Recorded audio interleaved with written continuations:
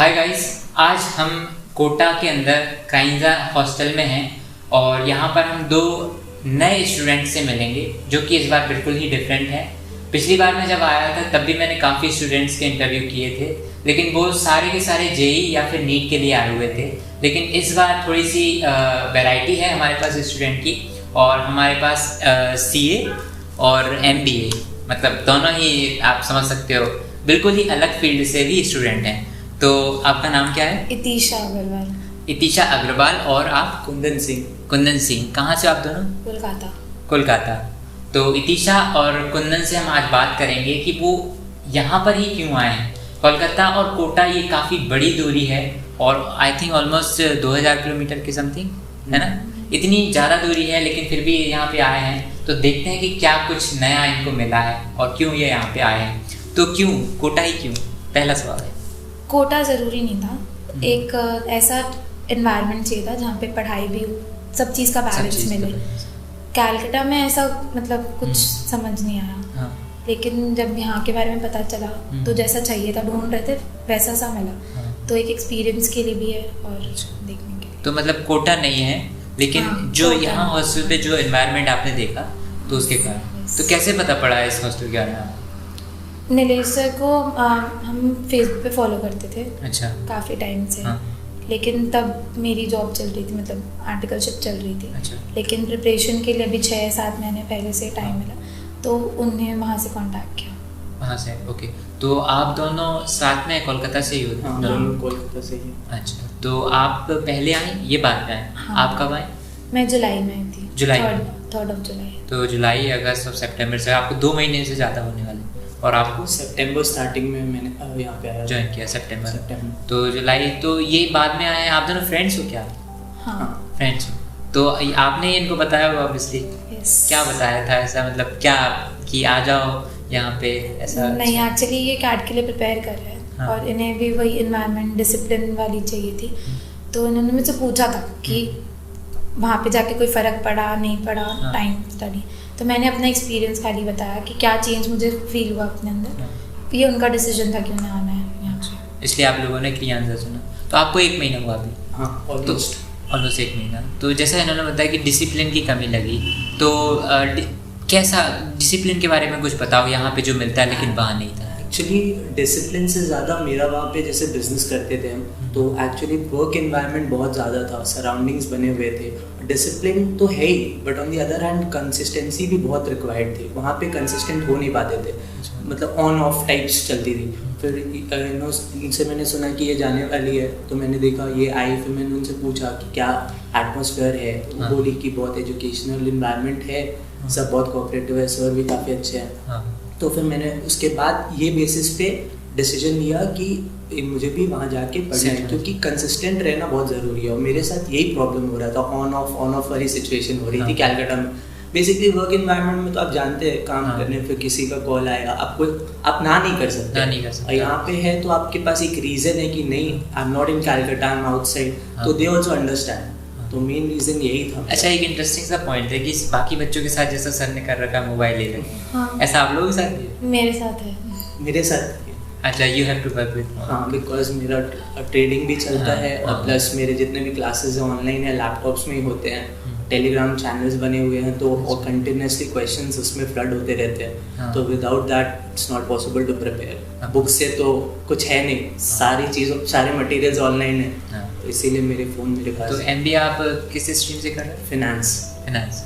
तो of course उसके लिए तो मोबाइल की जरूरत पड़ेगी। तो आपका मोबाइल सेम कैसा लगता है, मतलब कि अभी तो मतलब बड़े स्टूडेंट्स हैं और उसके बावजूद ऐसा कुछ लगता नहीं है, मतलब डिफरेंस कुछ ऐसा खास नहीं है। स्टार्टिंग में थोड़ा फील होता था ये फ़ोन जाना, लेकिन अब हम हैबिट में आ चुके हैं। हैबिट में उसमें तो बहुत सारे, मतलब मैं समझ सकता हूँ इस एज में इंस्टा, फेसबुक और बहुत सारे अपने काम भी फ़ोन से ही होते हैं। सब कुछ छोड़ना एकदम से ऐसा कैसा? स्टार्टिंग में ऐसा लगता था कि डिफ़िकल्ट होगा, बट विद टाइम एडजस्ट हो गया।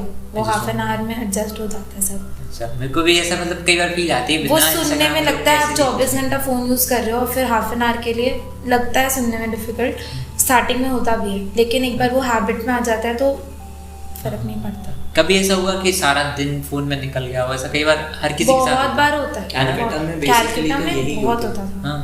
किसी का फोन आ गया 5 मिनट बात करने के लिए, आधे घंटे बात कर रहे हैं, टाइम का पता नहीं चलता। उससे भी ज़्यादा इम्पोर्टेंट इसमें एक पॉइंट ऐड करेंगे, कॉल वॉल तो ठीक है, अननेसेसरी चीज़ को सोशल मीडिया, ऐसे हम बहुत अनसोशल है, सोशल मीडिया में नहीं है, बट ऐसे स्क्रॉल करते रहेंगे लोग, कुछ एकदम अनप्रोडक्टिव काम है, पर आप रियलाइज करोगे अरे 40 मिनट्स हो गया, 1 आवर हो गया, आपने कुछ किया नहीं, गिल्ट अंदर आता है। That is not possible here, क्योंकि आपको जब आधी घंटा मिल रहा है, आप बेस्ट चीज जो करना है आपको आधी घंटे में, आप वो सिलेक्ट करते हो, तो वो करके तब तक टाइम चला जाता है, चल जाता है, तो आप अननेसेसरी टाइम पास नहीं कर सकते उसमें। यहाँ पे है, मेरे पास फोन है भी, फिर भी ऐसे सरप्राइज विजिट सर या फिर कोई देते रहते, तो अनप्रोडक्टिव अननेसेसरी यूज हम भी फोन का नहीं करते, जितना काम होता है उतना, और घर पे बात हम भी वो 30 मिनट्स के स्पैन में ही करते हैं। और ऐसे I don't use anything except for those Telegram messages which are the questions I have to do.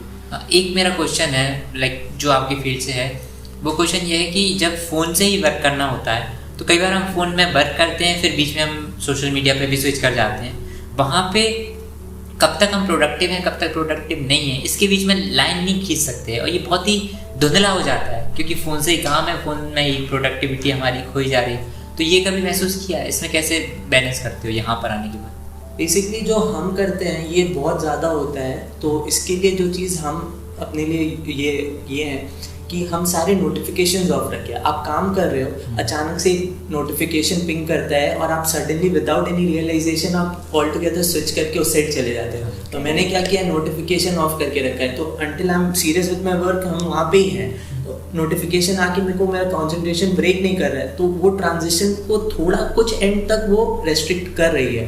तो this is the thing I have used, notifications of करके रखे सारी चीज़ों का, एंड यूट्यूब डिसेबल कर दिए। हाँ ऑफ कोर्स वो तो बहुत खतरनाक चीज़ है मेरे हिसाब से। तो यहाँ पे बाकी सीए की आप प्रिपरेशन कर रहे हो, तो क्या कोचिंग यहीं ऑफलाइन करते हैं या ऑनलाइन? नहीं, कोचिंग एक्चुअली हो चुकी है, आर्टिकलशिप के साथ कोचिंग खत्म हो जाती है, अब सेल्फ स्टडी का टाइम है। दिसंबर में मेरे एग्जाम्स हैं। दिसंबर? हाँ, तो अभी सेल्फ स्टडी है और मॉक टेस्ट चलते हैं मेरे। अच्छा, हाँ, तो मतलब फिर कोचिंग का कोई सिस्टम नहीं, बट फॉर एनवायरनमेंट आप यहाँ पे हो? हाँ, और अगर जैसे मुझे कुछ रिविजन लेक्चर्स और देखने होते तो लैपटॉप्स अवेलेबल होते हैं, हाँ, टीचर्स के सामने यूज़ कर सकते हैं। अच्छा, तो वैसे यूज़ कर लेते हैं। तो कोटा, वैसे देखिए आप लोग अलग फील्ड से हो, तो ऑब्वियसली कोटा तो जानते नहीं होगे कि जेई आईटी है ना, बिल्कुल कॉमर्स वालों को आई डोंट थिंक कि इतना कुछ होगा।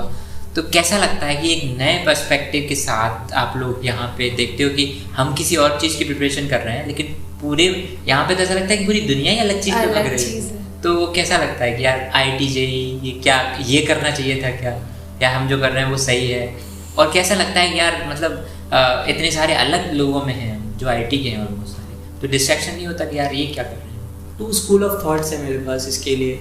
एक साइड में मेरे को प्राउड फील भी होता है और एक साइड में थोड़ा गिल्ट भी आता है जब बच्चों को 9, 10, 11, 12 के बच्चों को देखते हैं इतना सीरियसली फोकस्ड होके वो अपने आईआईटी जेई जो भी है उनके लिए प्रिपेयर कर रहे हैं, और देन आई रियलाइज कि हम अपने टाइम में उतना फोकस से नहीं किए, तो वो गिल्ट एक रहता है। बट फिर जब इनको देखते हैं तो फिर लगता है कि ठीक है ये लोग अभी कर रहे हैं तो I can do from now also. वो फोकस जब बच्चे कर सकते हैं तो फिर हमें भी फोकस रहना चाहिए। तो ये 2 थॉट माइंड को क्रिस क्रॉस करता है, इसको ही लेके चलते हैं हम लोग बीच के लाइन। ऑल्सो सब इतना अलग अलग फील्ड से प्रिपेयर कर रहे हैं, काफ़ी कुछ आगे यहाँ पता चला साइंस के बारे में, और जो प्रिपेयर कर रहे हैं 9, 10 में भी लोग मेंटल एबिलिटी टेस्ट देते रहते हैं, उनको सॉल्व कर रहे होते हैं हम, तो काफ़ी पता चलता है कि हमने क्या मिस आउट कर दिया पहले। तो अब वो चीज़ भी मिल रही है, तो अच्छी खासी एक एवोल्यूशन टाइप का हो रहा है जो पता नहीं था, अभी नए पे पता चल रहा है। We can spread that to our family, near relatives, इससे बहुत डेवलपमेंट होगा। हमारा तो होगा ही होगा, हमारे जनरेशंस का, हमारे फैमिली का। ऐसा फील होता है कभी कि यार 11, 12 में, अब 11, 12 भी छोड़ो, 9 से बच्चे इतने ज़्यादा एक्टिव पढ़ाई में, और ऐसा लगता है कभी कि यार ये हमारे टाइम पे हमने तो इतना किया ही नहीं, हम शायद पीछे ना रह जाएं, क्योंकि ये बच्चे तो शुरू से ही, अच्छा वैसे ही बाइट जूनियर का नाम सुना होगा, बायजूस वगैरह, 7th 8th से बच्चों को कोडिंग सिखा रहे हैं। कभी ऐसा लेफ्ट आउट फील होता है कि यार ये क्या कर रहे हैं, हम कहाँ, कुछ किया ही नहीं। गिल्ट तो ऑब्वियसली है, बट इस टाइम स्पैन में थोड़ा एवोल्यूशन भी हुआ है, टेक्नोलॉजी में भी बहुत डेवलपमेंट आया है। हमारे टाइम में भी ऐसा नहीं कि कुछ नहीं, बट ठीक है, और अभी कुछ ज़्यादा ही, मतलब टेक्नोलॉजी इज़ द फ्यूचर जैसे अभी बोला जा रहा है। और उस टाइम हम लोग के ट्रेडिशनल मेथड थे, बुक से पढ़ना, उतने मोबाइल में ये नहीं करना उस टाइम, इसलिए ठीक है गिल्ट है, but it's okay, part of the life. Also अभी 9, 10 के बच्चे लेक्चर्स देखते हैं कुछ भी टॉपिक्स में, हमने 9-10 में कभी लेक्चर्स नहीं देखे, ऐसा होता था। तो वो तरीके भी चेंज हो गए हैं पढ़ने के, तो उससे भी चेंजेस बहुत आए। ऑफलाइन क्लासेस जाके पढ़ना, ये करना, और अभी इतने और डिटरमाइंड भी ये लोग है ज़्यादा, एक्सेप्ट तो करना पड़ेगा, डिटरमाइंड है। ट्रू। तो इसके अलावा जैसे कि यहाँ पे एक जैसे क्राइंजा में बाकी बच्चे तो ये जेई वाले, नीट वाले हैं, छोटे भी हैं ऑफकोर्स, तो आप लोगों का कैसा रहता है डेली रूटीन उन बच्चों के, क्योंकि बाकी बच्चों का तो सब व्यूअर्स जानते हैं, आप लोगों का कैसा है?